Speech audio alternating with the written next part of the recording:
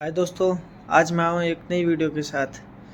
इस वीडियो में हम जानेंगे कि हम कूलिंग कॉइल रिपेयर किस तरीके से करते हैं और जैसे एक रूम के अंदर अगर कई इंडोर हैं तो हम किस तरीके से पता करें कि कौन सा इस सर्किट का है और कौन सा दूसरे सर्किट का है। ठीक है, तो जैसे कि ये हमारा सर्किट है, ये है मास्टर आउटडोर, ये है स्लैब 1 और वो लास्ट में है स्लैब 2। ठीक है, तो इस आउटडोर में क्या था इस सर्किट में कि इसके ना इंडोर साइड में गैस लीक हो गई थी, तो हमने इसकी पाइपिंग ट्रेस करके पाइपिंग में भी एक जगह लीक थी वो भी रिपेयर कर दी, और इंडोर भी 2-3 लीक थे तो वो भी हम रिपेयर कर रहे हैं। अब इसमें क्या था कि एक यहाँ पे क्या हो रहा है ना कि सर्वर रूम लगे हुए हैं, तो एक सर्किट से 2 मशीनें, एक सर्किट से 2 मशीनें।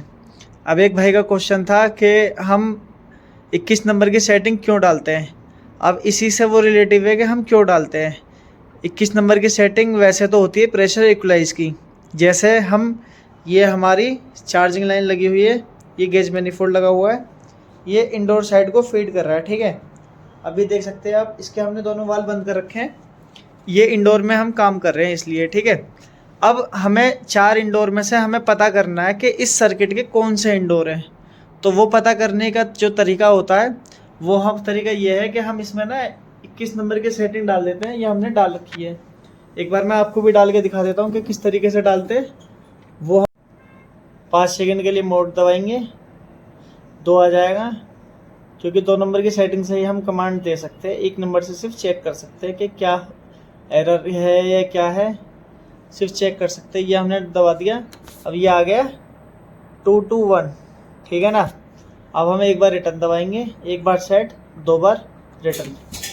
ये हमने किस नंबर की सेटिंग डाल दी है, ये एक्सपेंशन वाले वाइब्रेट कर रहे हैं, और इसी सेटिंग के साथ इंडोर के जितने भी एक्सपेंशन वाले वो सारे के सारे ओपन हो चुके हैं। और एक चीज़ और हुई है, वो चीज़ ये हुई है कि जैसे हम मशीन पे काम कर रहे हैं तो बहुत सी बार क्या होता है कि कोई भी मशीन को ऑन कर देता है तो हमारी मशीन चल जाती है, या तो हम पावर सप्लाई गिरा के ही काम करेंगे।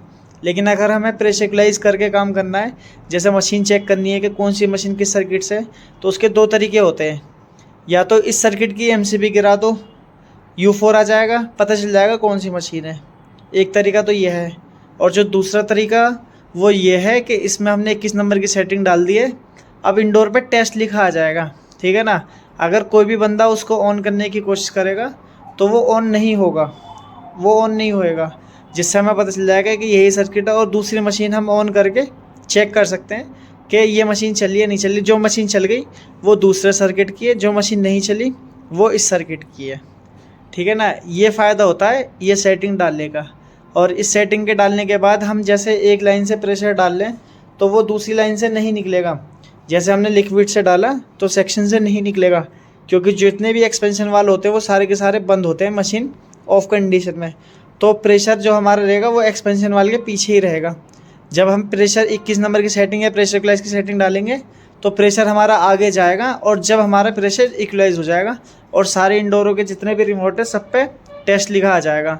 और अगर हैंड सेट है तो उसमें रेड लाइट जल जाती है, आप कितनी ऑफ़ करने की कोशिश करो वो ऑफ़ नहीं होगा। ठीक है ना, तो यही इसकी वो है। अब हमने पता कर लिया कि कौन सी मशीन है। तो अब उसमें क्या था कि इसमें ये मशीन है, ये आप देख सकते हैं, ये मशीन है जिसमें लीकेज थी, तो ये हमने उतार के रिपेयरिंग कर रहे हैं। क्योंकि लगे लगे क्या होता है, बहुत से बंदे कर देते हैं, पर लगे लगे नहीं करना चाहिए, वो तरीका सही नहीं है। उससे क्या होता है, उसकी फोम जलने का डर रहता है और प्रॉपर रिपेयर भी नहीं हो पाती। तो उसको उतारो, और उतारने के बाद जैसे ये है, ये देख सकते हैं आप, मैंने 5/8 का एक फ्लेयर लगा के इसमें इसकी फ़िटिंग बना रखी है, ये मेरे पास हमेशा रहती है। तो ये फिटिंग आप भी हमेशा अपने पास रखा करें, इससे बहुत बेनिफिट रहेगा। ठीक है ना, अब ये देखिए, ये लीकेज थी यहाँ पे, ये मैंने इसकी लीकेज रिपेयर कर दी है। ठीक है ना, अब इसमें हमने नाइट्रोजन भी होल्ड कर रखा है, मैं आपको दिखाता हूँ। ये देखिए, ये मैंने नाइट्रोजन भी होल्ड कर रखा है इसमें 300 PSI, और मशीन में अब कोई लीकेज नहीं है, जो लीकेज थी वो रिपेयर कर दी है। अब जो मैंने इंडोर का प्रेशर उड़ा के सब कुछ करके मैंने इसमें यही टेस्टिंग कर ली है। इससे फ़ायदा ये है कि जो इसका नाइट्रोजन कम से कम वेस्ट होना था वो मैंने इसी कूलिंग कोयल पे करा है। ठीक है ना, अब मैं इसको लगा के फ्लेयर टाइट करके मशीन को पूरा पैक करके फिर नाइट्रोजन डालूँगा पूरे सर्किट में। ठीक है ना, डालने के बाद फिर हमें पता चल जाएगा कि मशीन बिल्कुल ओके है, सारी नाइट्रोजन ओके है, और जहाँ जहाँ लीकेज मैंने रिपेयर करी है एक बार उसको भी झाग फॉर्म से चेक कर लूँगा, ठीक है ना। फिर ऐसे ही मैं आउटडोर में नाइट्रोजन डाल के आउटडोर भी चेक कर लूँगा।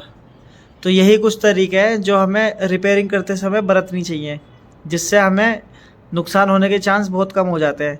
अब जैसे हमने प्रेशर इक्वलाइज नहीं करा या आउटडोर में हम कोई टाका निकाल लें तो उससे क्या होगा, और एकदम प्रेशर निकलेगा, कहीं आँख नाक में चला जाएगा ऑयल, कहीं कुछ दुर्घटना हो सकती है।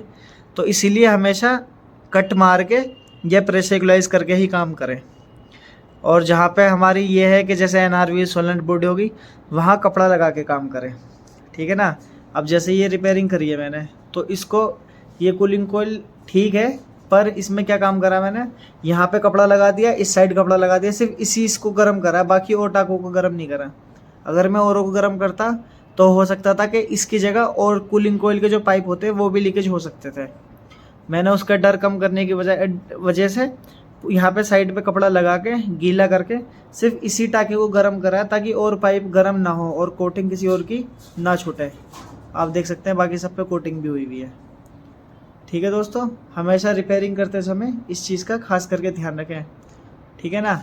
और अगर रिमोट पे टेस्ट लिखा आ रहा है तो समझ लो वो इसी सर्किट का इंडोर है, ठीक है ना। और जब 21 नंबर की आप सेटिंग डाल दोगे तो टेस्ट लिखा आएगा और मशीन आपकी नहीं चलेगी, ना इंडोर चलेगा ना आउटडोर चलेगा, वो बंद कंडीशन ही रहेगी, ठीक है ना। पंखा चलेगा, कुछ भी नहीं चलेगा, और एक्सपेंशन डिवाइस सारे के सारे आपके ओपन रहेंगे, ठीक है ना। और ये सेटिंग आप जब भी डाला करें जब आप रिपेयरिंग कर रहे हैं, और अगर आप आउटडोर में काम कर रहे हैं अंदर घुस के या वैसे, तो आप MCB गिरा के काम करें, ठीक है ना। और इंडोर पे काम कर रहे हैं, जैसे कूलिंग कोयल खुलना है और आपको पता चल गया है कि यही इंडोर है, तो फिर उस इंडोर की सप्लाई काट के फिर काम करें, ठीक है ना। और अगर आप आउटडोर में काम कर रहे हैं तो आउटडोर की MCB गिरा के काम करें, ठीक है दोस्तों। यही कुछ जानकारी थी, आप हो सकता है आपके लिए बहुत नॉलेजेबल हो, ठीक है दोस्तों। वीडियो अच्छी लगी हो तो लाइक करें, कमेंट करें और चैनल को सब्सक्राइब करें।